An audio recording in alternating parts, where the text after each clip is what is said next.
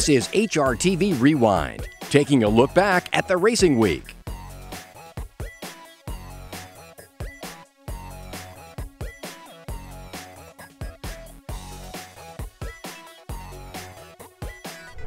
We can't thank you enough for providing such a world-class event and providing us with access and being able to showcase the sport on such a high level, and it's earned high honors. For the second straight year, the Breeders' Cup was one of 5 finalists for the biggest award at the Sports Emmys, and that is a feat. And we know we owe thanks to Blame and Zenyatta and Goldakova and all of you for being so sporting in giving us an event capable of landing honors alongside the Masters and the Super Bowl and the NBA Finals. So, in the coming moments here, we will read off the names and the connections of the 15 championship races, and somewhere in that long list is going to be the next star, the next headliner, and hopefully the next horse that gives us a thrill come Friday and Saturdays. I'm not in love with the 14, but actually I think the 14 is probably a little better than the 1 was. Obviously we need to save some ground somewhere, but he's not big on horses being outside of him, so he's not going to have anybody outside of him from there. It's right in the middle there, and, you know, she'll break and settle in wherever she wants to be. Johnny will have her way he wants, and, you know, she don't have to angle in for no position or nothing. She'll be pretty close to getting down in there and saving some ground. I think it's a good spot for us. I mean, we didn't want to be on the rail. Other than that, going out of the mile, it doesn't really make a difference. You got a half mile to the turn, and you got a lot of time to get in position. Well, I think for sure the factor's going to have to go from the rail. I mean, you don't want to get stuck behind a lot of horses in the mile chute here. I said to Dale Romans before the draw, I really didn't care where we were. He's so versatile in his running style, and he's so athletic, he doesn't get himself in trouble. And so you can be a little more relaxed about where you are in the gate with him than you can with Minnie. With Union Rags, I think his races have been so many different ways. He's been close to the pace, he's been pinched back, so we'll see what way we can do it this time. What are you going to do? I mean, they're next to each other. I prefer not to be, but yeah, that'll be fine. I've always liked to have a horse on the outside where you can kind of watch the race develop. And being that you always do the inside kind of makes me feel a little more comfortable. This filly, she doesn't care where we are. She's one of those strange horses that will just do whatever she needs to do. You know, a lot of horses are picky, a lot of them are one-dimensional, and she's any-dimensional.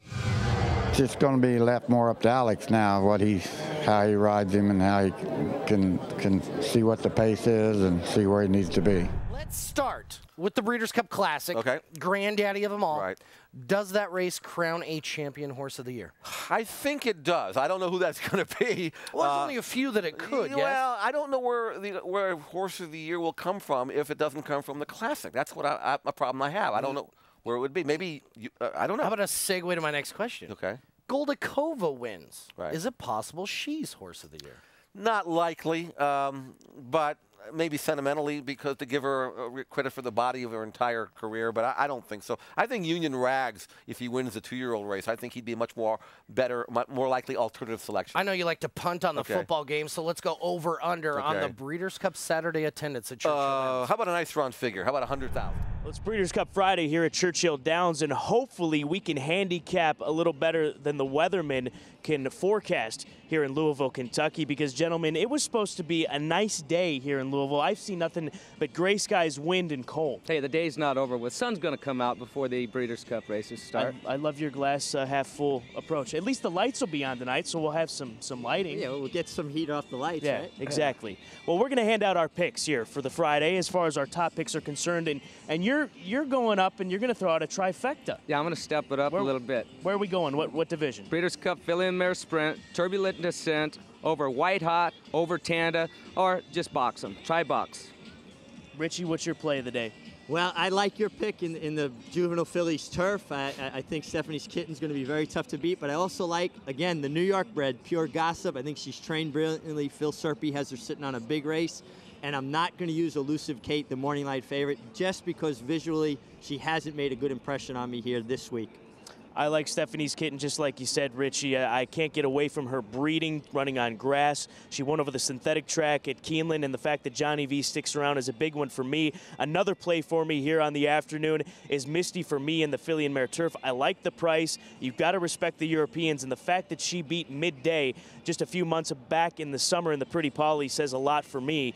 We like Stoselita. You have to like Stoselita in the Philly Mare Turf, but the fact is, these Euros, it's a different ball game when they show up here in the States, Gary. Hey, late double, Stoselita to Royal Delta. How do you like them apples?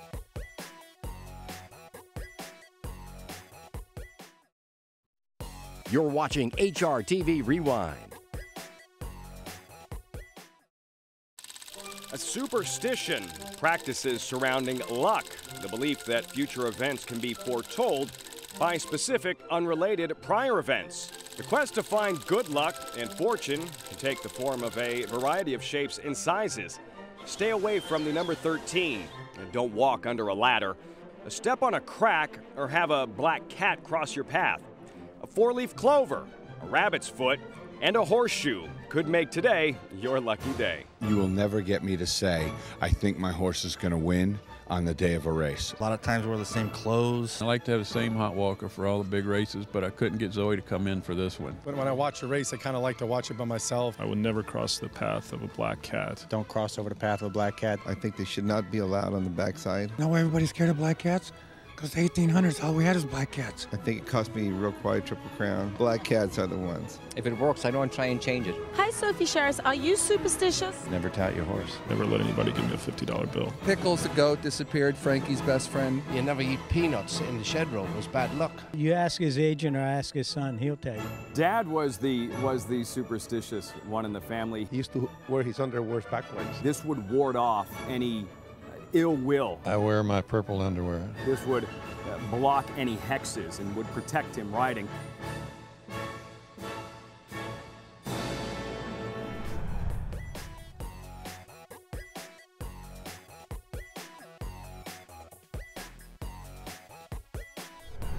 And here comes Shaboose like an express train on the inside. Secret Circle now has to hold on. He's shifting pretty badly, but he's done enough to win it. Secret Circle shifted around, but he has won it just under a length. Huge run from Shaboose to come from last, flying for second. Holden Bullets for third, and Seeker finished fourth. Past the 8th ball they come, stops, shoving Maria Fuller run, still under a hand ride as they come to the 16th. Stephanie's Kitten coming out late. Here's Stephanie's Kitten coming fast. Stephanie's Kitten stopped chopping Maria. Stephanie's Kitten's worn her down, and Stephanie's Kitten won the juvenile fillies.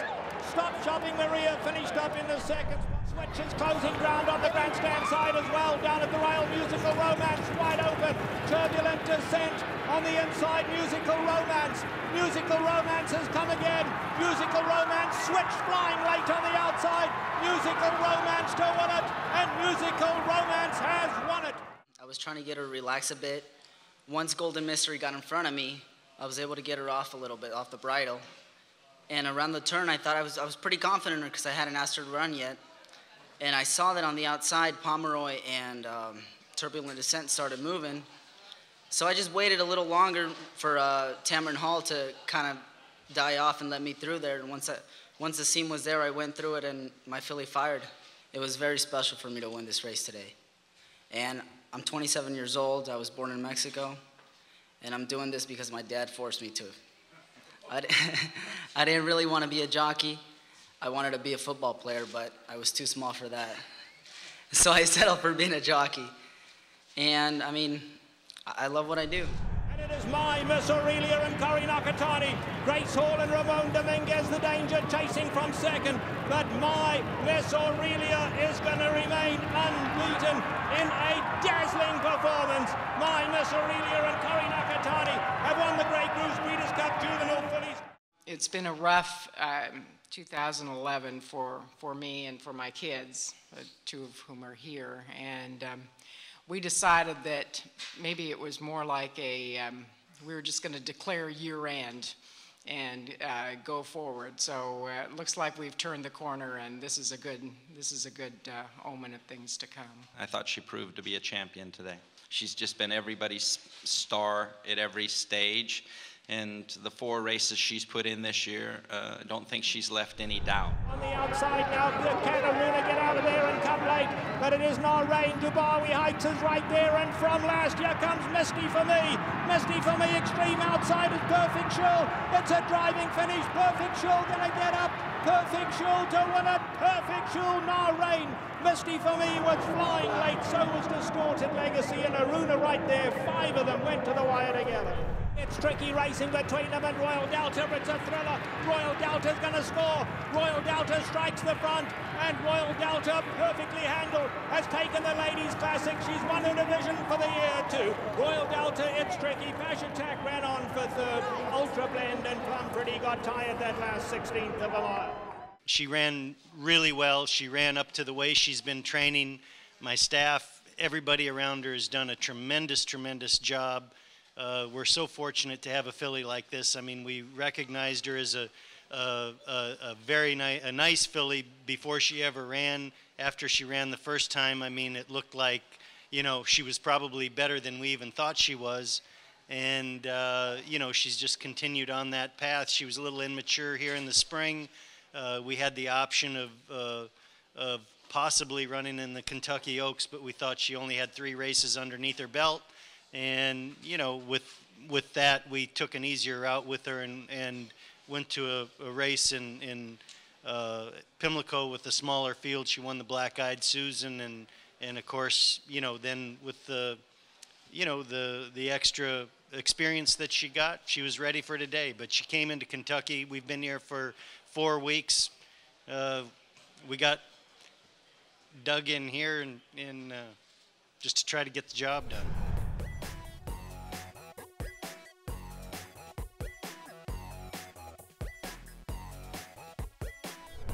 They come for home now. It's still wide open. Bird Run on the inside. On the outside, a Fleet again. A Fleet again shifting ground, but he's grinding his way to victory. And it's going to be a Fleet again to win the marathon. A Fleet again pulled clear by nearly 2 in the end. Bird Run second. Giant Oak was third. They are homeward bound, and Force Freeze desperate to hang on, but Amazombi's wearing him down. Amazombi, Force Freeze have it to themselves with a 16th to go. Force Freeze is shifting out, but Amazombi's got him. And from here on in, it's just a matter of how far. Amazombi and Mike Smith have won the Ascension Jet Breeders' Cup Sprint. I was really sitting loaded. I mean, I had a lot of horse, and my main concern at the point of when I cut the corner was when he hits the front too soon, he tends to really wait. So I was trying not to hit it too soon, but yet not let him idle at the same time. So, and it just all worked out. He actually did hit the front just a bit too soon, and you'll watch it in the replay as he puts his ears up, and just had to keep after him a little bit. But luckily the wire is coming up, and once the horse come back to his neck, he dug back in, so I felt very comfortable that he wasn't going to pass me. And I saw Jerry Bailey in the booth up there. I told him I was coming after him. I got 3 more left. Cortado just not doing enough. Perfect Officer in the red caps coming flying. Regally Ready, Perfect Officer, Country Day on the outside, but it is going to be Regally Ready, and Cory Nakatani have won it by just under 2. It'll be Country Day in second. Perfect Officer a close third. Cara Cortado's right there with Great Attack for 4. Jersey Town's coming after them. Tapazar's running a huge one. Trap shot at Caleb's Posse. Here comes Caleb's Posse in the pink cap on the grandstand side. He looks like he's just jumped in at the quarter pole, and Caleb's Posse strides right on by, and he's gonna romp in the dirt mile. It's Caleb's Posse striding home to win 3.5 lengths. I really didn't want to make the lead too early and make too much of a middle move. He inherited the lead earlier than I expected. He accelerated really fast, and he just kept on going. He does have a couple of Grade 1 wins. I think there's probably other people that decide that. I think you can make a case that way. I think you might be able to make a stronger case as champion sprinter. So hopefully there'll be some people that feel the same way I do. St. Nicholas Abbey, St. Nicholas Abbey, history in the making. St. Nicholas Abbey, Joey O'Brien for his father, Aidan O'Brien. History is made. St. Nicholas Abbey wins. He jumped good out of the stalls. He had a nice position and he travelled very well. He was lovely and relaxed, and I got the gaps when they needed to come, and he picked up good. It's a dream come true. I've been coming to the Breeders' Cup since I was very small, and obviously looking at all the big names and the big horses winning the best races around the world, and it's something that you dream about since I was very small. And I owe a big thank you to Mr. Smith and MV and Mr. Tabor and Mr. Magner for giving me the opportunity.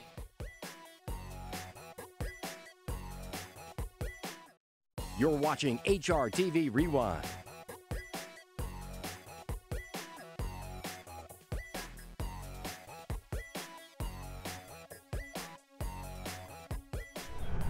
And Union Rags went wide throughout, but he's coming creative course. Hansen is running an absolutely huge one on the inside. Hansen just keeps on going. Union Rags is shifting to the outside. Creative course is third. Hansen keeps going.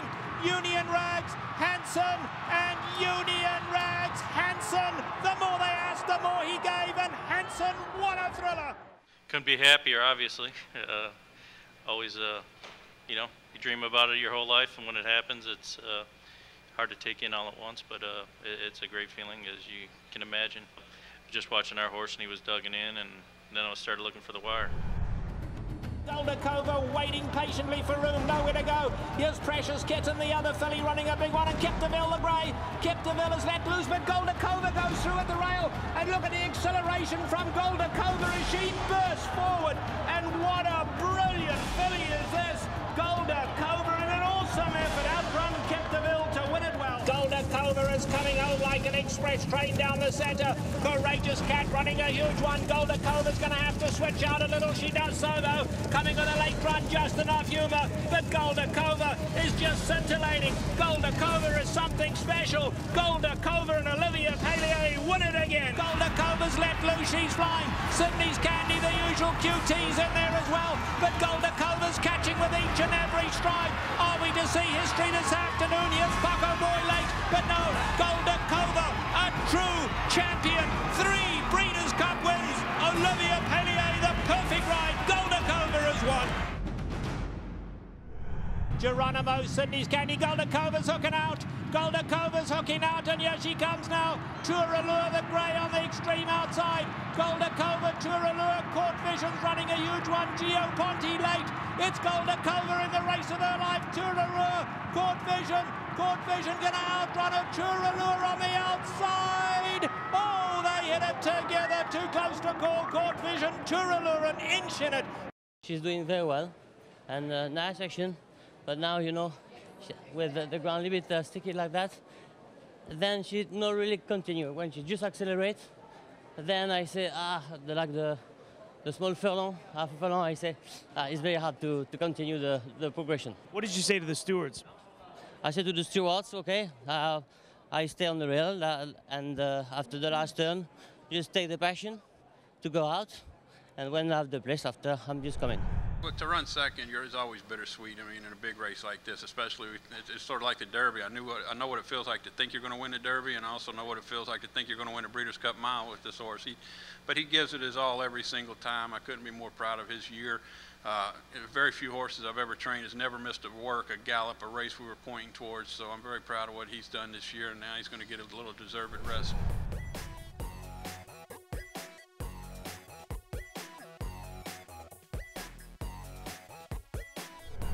And Scott, finally, the racing world will have an opportunity to witness what they've been waiting to see since last year's Breeders' Cup. Gary, we know what this boy's going to do. It's go to the front and set the pace with Chantal. It's go to the front, and the thing I like about this horse, especially at 20-1, is he's a fighter. If they get in a dogfight through the stretch, he doesn't give up easily. We could see a mirror image of the 1998 Classic with Silver Charm, Swain, and Awesome again coming down the stretch in a photo finish.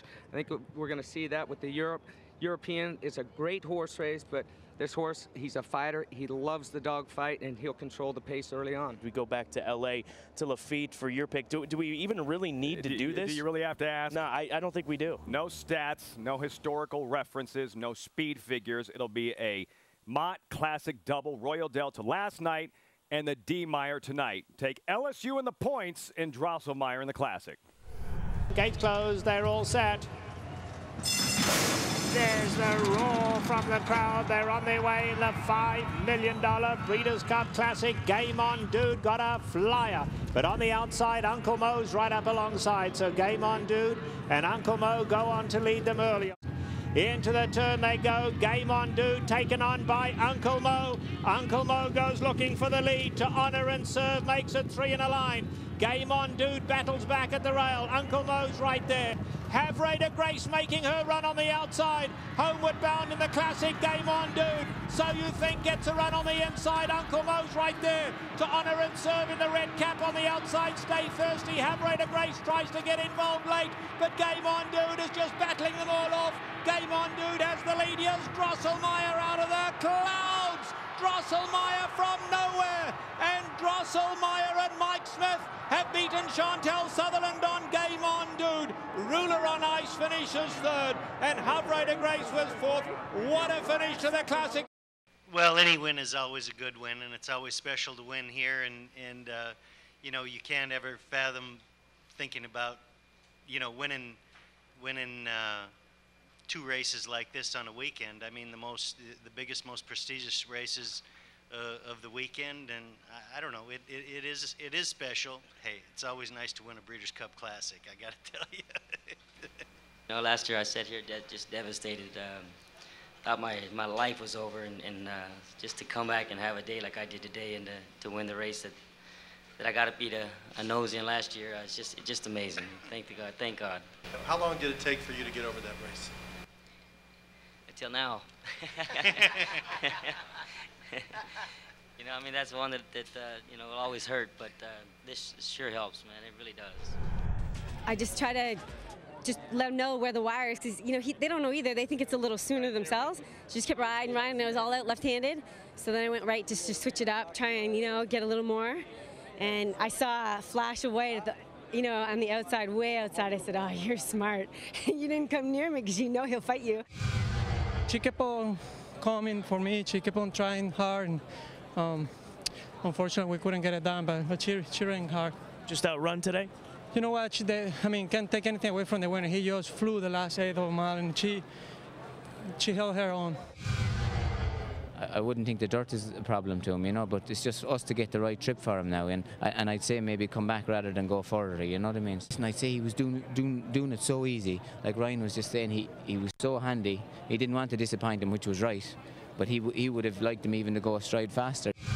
I had a good trip. I can't complain. Everything happened the way that I was hoping. It just came out a little empty. That's it. Unfortunately, that's the way unfolded the race. I mean, I have a good part in the race. I wish I'd be outside a little bit, outside the horses, but nothing you can do. It's a big field. I got to deal with whatever we have available. It's always a blessing to win these kind of races, and you know, it was great when he won the Belmont, and it was a great feeling yesterday. You know, we've always had a lot of faith in this horse. The road hadn't always been straight. There's been twists and turns in it.